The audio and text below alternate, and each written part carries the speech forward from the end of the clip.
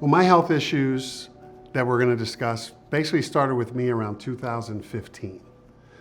And at that time, I'll never forget, I was sitting with one of our loan officers in my office and a realtor.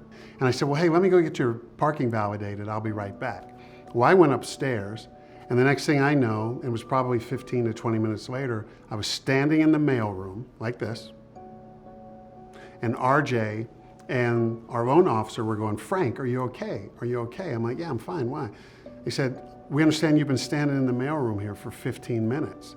I was like, well, I came up here to get the parking validated. He said, no, you've been standing here. I realized at that point something wasn't correct. That night, I went to a doctor's appointment with my wife at the time. And again, it happened at the doctor's office. And the doctor called me later that night and said, hey, Mr. Thomas, I was a little concerned by what I saw today. You might want to go see a doctor yourself, because I had a seizure there as well. And my seizures, I don't convulse like many people do. I just get catatonic, which is typically the only time I shut up. You know, I talk all the time. And the only time I shut up is when I have a seizure. So I went to the doctor, and at that point, they said I had a form of epilepsy.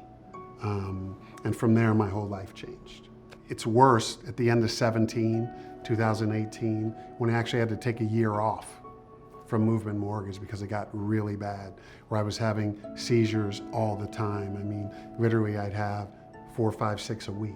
And it's getting to the point where I have to consider, like I said, I'd just gotten divorced and I was living in a beautiful place, and I thought maybe I'll have to have someone come live with me. So at that point, I was considering having to spend a lot more money. God bless RJ. He said to me, Frank, you've been contributing to Love Works for years. Why don't you reach out to them? And I said, what can Love Works do for me? I said, you know, for one, I probably, what's the word I want to say? Have done well enough that I don't fit the profile. And he said, no, my man. He's like, you have to reach out to them. And I did so. So I reached out to Danae, and I kind of explained the circumstance. And so she said, yeah, we'll try to help you. And when I went to my landlord to say, I won't be moving, I'm gonna be staying here, I'll just pay, she said, oh, it's been paid.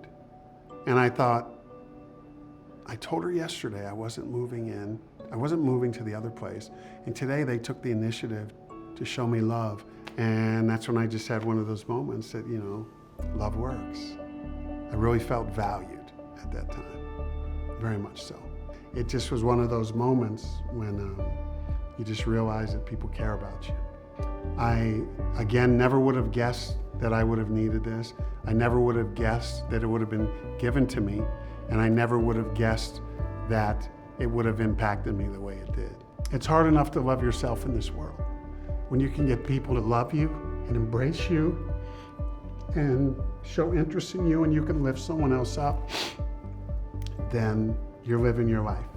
And RJ always says, the 3 easiest words on earth to say are, I love you. The 3 hardest words to say are, I need help. And hopefully this will encourage or inspire someone who needs help to ask for help, and to know that there's people around you who are here to help you. And, you know, by God's grace, someone's gonna extend their hand to you as long as you put your hand out and ask for their hand. And, you know, I just hope again that, you know, it's empowering to someone. Like I said, mentors matter.